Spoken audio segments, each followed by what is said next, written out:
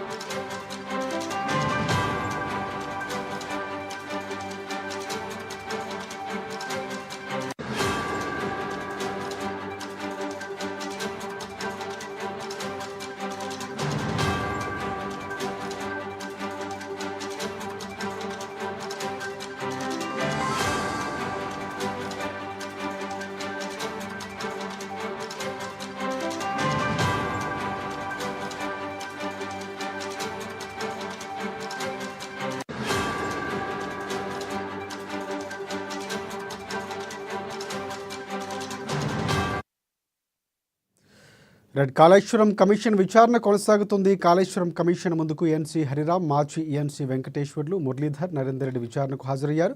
వాస్తవాలకు విరుద్ధంగా ఇచ్చిన సమాచారంపై justice PC Ghosh ప్రశ్నిస్తుంది. దీనికి సంబంధించి పూర్తి అప్డేట్స్ అందించేందుకు మా ప్రతినిధి రాంబాబు మనకి లైవ్లో సిద్ధంగా ఉన్నారు. రాంబాబు, చెప్పండి, విచారణకు సంబంధించి ఎలా కొనసాగుతుంది, మీ దగ్గర ఉన్న అప్డేట్స్ ఏంటి?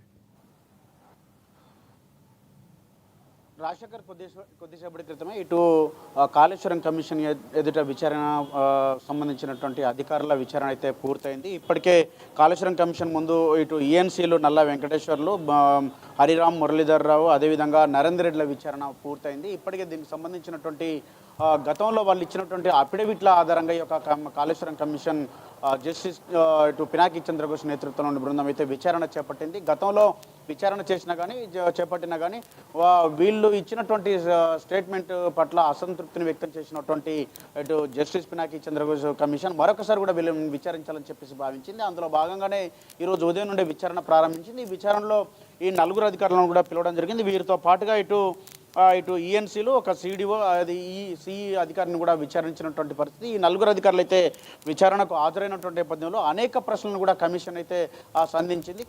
కమిషన్ అడిగినటువంటి ప్రశ్నలకు కొన్ని గుర్తులేదని చెప్పినటువంటి పరిస్థితి. మరికొన్నింటికైతే ఇటు ఎవరు ఈ యొక్క సుందిల్లా అన్నారం సంబంధించినటువంటి బ్యారేజ్ల లొకేషన్ను మార్చమని చెప్పారని చెప్పి అడిగినటువంటి ప్రశ్నకు ఇటు కేసీఆర్, అదేవిధంగా అన్నటువంటి మంత్రి, ఇరిగేషన్ మంత్రి హరీష్ రావు సూచన మేరకు ఈ యొక్క లొకేషన్లు కూడా మార్చినమని చెప్పడం జరిగింది. మరొక వైపు దీనికి సంబంధించి ఇటు డిజైన్, డిపిఆర్ నిర్మాణ సంస్థలకు సంబంధించినటువంటి ప్రభుత్వానికి మధ్య, ఇటు నిర్మాణ సంస్థలకు మధ్య జరిగినటువంటి ఒప్పందాలపై కూడా కొన్ని ప్రశ్నలు అయితే ఇటు అడగడం జరిగింది.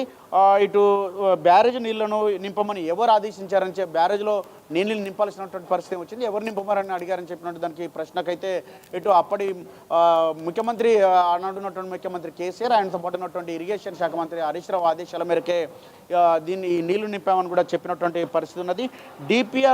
డిపిఆర్ తయారీకి సంబంధించినటువంటి దాంట్లో వ్యాప్కో సంస్థకు పనులను అలాట్ చేసింది ఎవరు, వ్యాప్కో సంస్థకు సంబంధించినటువంటి డిపిఆర్ను ఎవరు అప్రూవల్ చేశారని చెప్పి దానిపైన చేయమన్నారని చెప్పి దాన్ని ప్రశ్నించడం జరిగింది. దీనిపైన కూడా అప్పటి అధికారులు చెప్పినటువంటి సూచనల మేరకే చేసినామని చెప్పినటువంటి నేపథ్యంలో అధికారులు ఎవరైనా ప్రశ్నిస్తే అక్కడ సెక్రటరీ అని చెప్తే, సెక్రటరీ ఆయన ఒక ఐఏఎస్ అధికారి మాత్రమే ప్రభుత్వం నుంచి ఎవరు చెప్పారని చెప్పి దాన్ని ప్రశ్నించినటువంటి సందర్భంలో ఆ అధికారులు మౌనంగా ఉన్నటువంటి పరిస్థితి.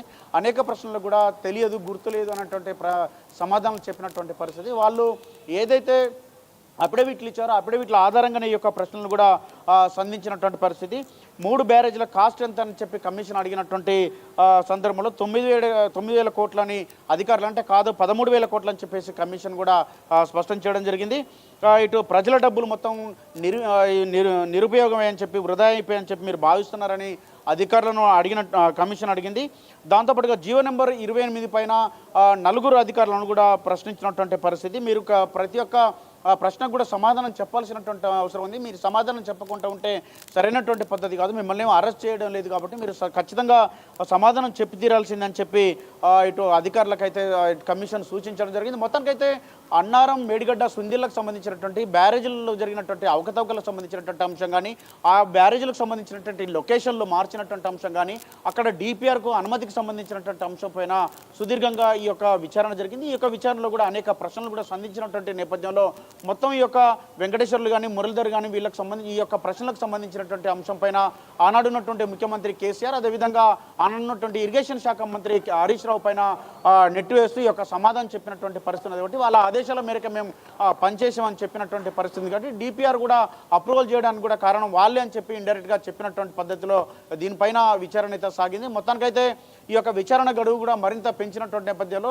ఏప్రిల్ 30 వరకు కూడా కొనసాగేటువంటి అవకాశం ఉంది. ఇప్పటికే ఈ నివేదిక కూడా సిద్ధమైనటువంటి నేపథ్యంలో మరికొంతమంది ఇప్పటికే దీనికి సంబంధించినటువంటి అధికారులు కూడా విచారణ కూడా పూర్తవుతున్నటువంటి నేపథ్యంలో దీనికి సంబంధించినటువంటి ప్రభుత్వ పెద్దలను కూడా విచారించేటువంటి అవకాశం ఉన్నట్టు తెలుస్తూ ఉంది. మొత్తంగా నివేదిక సిద్ధమైంది. ఇప్పటికే ఎన్డీఎస్ఏ కూడా కేంద్రానికి నివేదికను ఇచ్చినటువంటి పరిస్థితి ఉన్నది. కాబట్టి మొత్తంగా ఈ యొక్క వ్యవహారంలో అసలు దోషులకు సంబంధించినటువంటి అంశం, దీనిపైన వెనక ఉన్నటువంటి ఎవరైతే ప్రభుత్వ పెద్దలు వీళ్ళందరినీ కూడా విచారణ చేసిన తర్వాత దీనిపైన చర్యలు ఉండేటువంటి అవకాశం ఉంది. విచారణ కమిషన్ ఈ నివేదికను పూర్తి స్థాయిలో తయారు చేసి ప్రభుత్వానికి అందించిన తర్వాత తదుపరి చర్యలు ఉండేటువంటి అవకాశం ఉంది. రాజశేఖర్.